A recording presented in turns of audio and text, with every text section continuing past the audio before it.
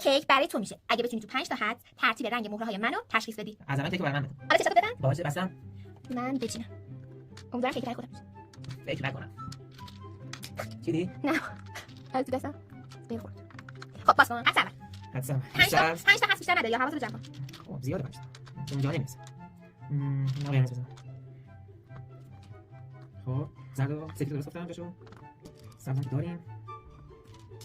خب یه سفید اینجا میذارم، یه زرد اینجا میذارم، یه سبز اینجا میذارم. چه رنگی مونده؟ صورتی. یه صورتی اینجا میذارم. دیگه چی مونده؟ آبی. خاطر خودش. چه سبزم درست گفتم. اینجا زرد میذارم. نارنجی نذاشتم. نارنجی میذارم. خب یه دونه رنگی که هست، یعنی یا سبز یا سفید یا زرد. واسه همین من مثلا سفید میذارم. دو تا درست، اینم که درسته، از من درست گفتم. بعدی بذار. به به. کیک تو به منم. بردم. نه. کیک تو به منم میدی. حالا شاید یه خورده دادم.